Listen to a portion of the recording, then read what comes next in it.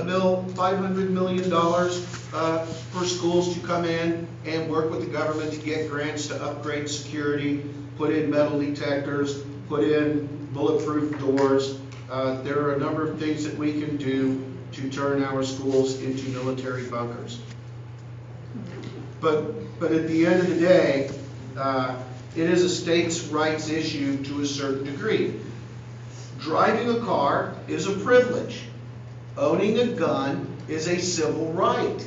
They are not the same thing. It's a constitutional right. You were born to the Constitution. Driving is something that you choose to do. So this is the fine line. The federal government can't take guns away from people. It's not going to happen. It's unrealistic to even suggest that. So there are things that we can do to make certain that rational people have guns. I find it incredible that somebody can be put on a no-fly list, can't get on a plane, they can't fly from Indianapolis to Chicago, but can go right down the street and buy themselves an AR-15. So, you know, we do need to apply some common sense to what's going on here. And that just means that everybody calming down. People on the left need to stop talking about taking guns, and people on the right need to stop ranting about they're taking my guns, and everybody needs to focus on how are we going to keep the people walking down the street, the kids in our rooms, how are we going to keep them alive? So, Mr. Beck, you said earlier that you believe that assault weapons should not be in the hands of civilians. Can you elaborate more on that as far as we're having this conversation today? Sure. The assault weapons, most soldiers understand, and I know that we have a number of soldiers in the room, or former soldiers in the room. Most soldiers can attest that that particular weapon, specifically the round that's used within that particular weapon, is designed to do a significant amount of damage and cause a gruesome death. It is actually, in the terms of warfare, it is actually almost humane. Because while I kill one person slowly and gruesomely, I'll take 5 people off the battlefield to take care of them while he's dying. Most soldiers understand the math of war in that particular respect. Those weapons are designed to kill in that manner. But they're designed to kill people in the most gruesome method possible. And it's in part the fire of the weapon, in part it is the ballistics used in the round of the weapon. Those weapons are weapons of war. There's no reason that we need to have those weapons of war in civilians' hands without the appropriate training associated to it and the consequences associated to it. If a soldier misfires one of those weapons, one round, one misfire, is a career-ending move. Failure to secure that weapon appropriately is jail time. If you want to own a weapon of war like that, hold up the consequences that every other soldier has when they're issued that weapon. And I'm not talking about the sidearm, the pistol, you know, the weapons that are given to our officers and police officers associated. I'm talking about the ones that are specifically designed for warfare. So, yes, there's an elaborate piece, but the previous question you had about arming teachers, I've talked to a number of teachers, haven't found one yet that wants to be armed. They understand that a scuffle happens within seconds, and if they are the ones who are responsible for breaking up that scuffle. They understand that kids are curious. There have been a couple of school shootings that are listed as school shootings where a curious kid reached over to the police resource officer and pulled the trigger on his weapon. These kids are curious. They also know every nook and cranny in every schoolroom. Teacher can't lock it up and hide it in their room. Kid will find it. So I've talked to a number of teachers about it. Haven't found any that actually want firearms in their schools. There might be, I just haven't come across them. You know, we're talking about this. Listen, no one wants to take your guns. I don't want to take your guns. I got my own. I own a gun, 357 Magnum. I keep it for protection. I live in the middle of Avon, but I still keep it just in case. So I also own an antique 22 revolver, which I believe shoots. But I'm not one to take your guns. What I want to take away is your weapons of mass destruction. No, he says government can't take away your guns. Well, they sure did with the Tommy gun. No, they restricted access to it. You can go get one. That's what Republicans call take away your gun. You can file your paperwork, get the license, go out there and buy the gun. That's what Republicans say, take away the gun that you used it. I wonder what party you are. But you don't take guns away from people that have them for protection. But you have to take away the weapons of mass destruction. You don't need a gun, and I'm not talking, I'm back to you already know my opinion. I'm back to school. My wife spends a day at school, then she spends 3 hours after school doing schoolwork.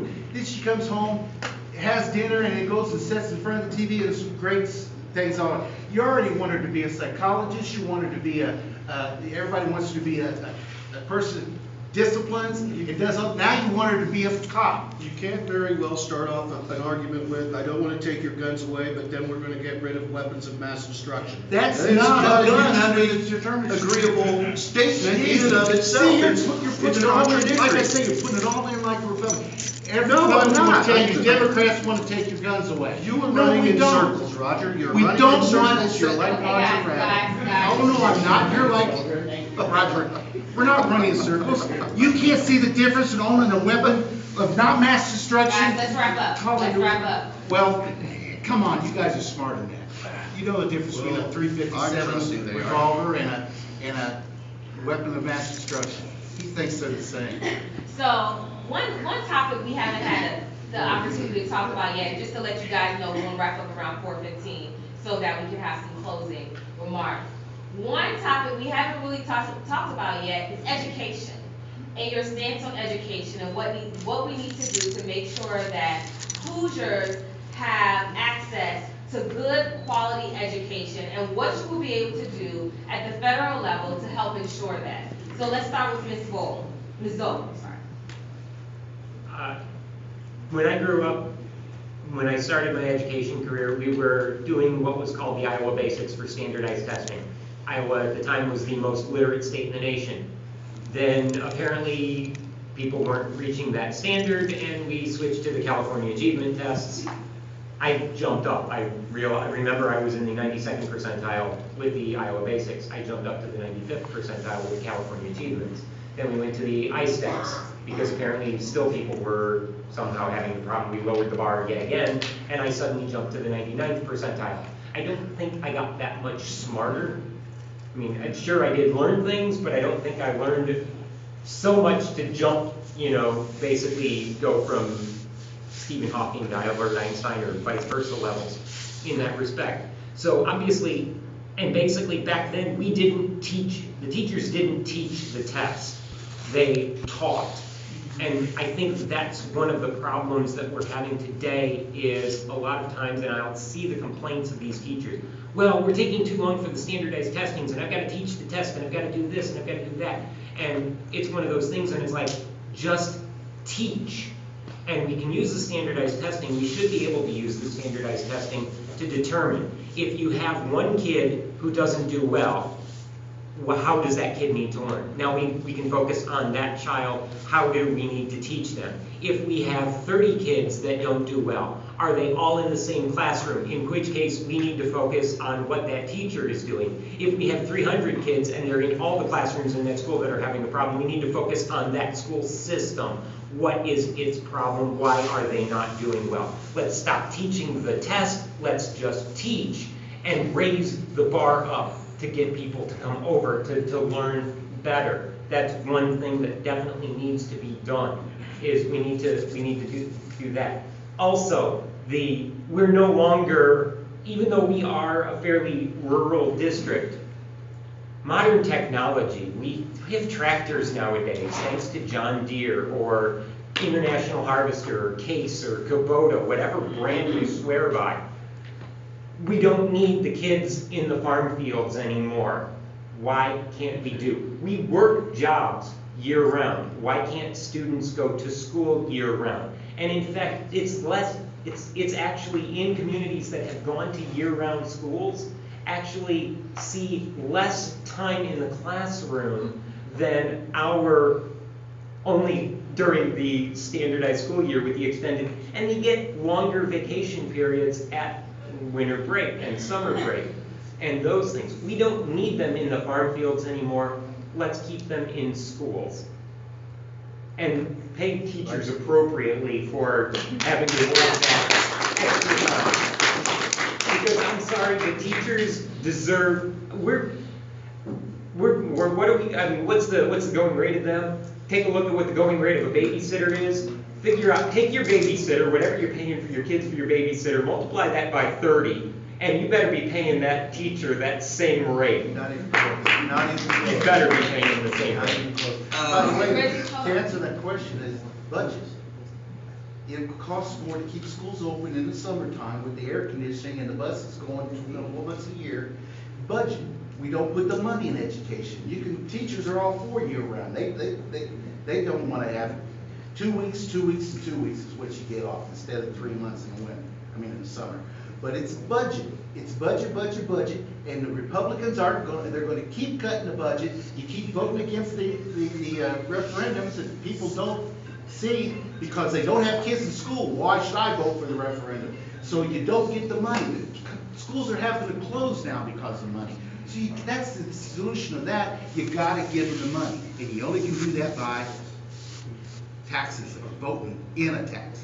So the lower your federal taxes become, the less the grants come from the federal, the more that they pour in taxes on the individual counties and individual school boards, and they have to raise taxes. The only way they could raise taxes is by referendum. You can't get, Avon has a new school opening every year. We're having more and more people move in. They use the resources, we have to build a new school.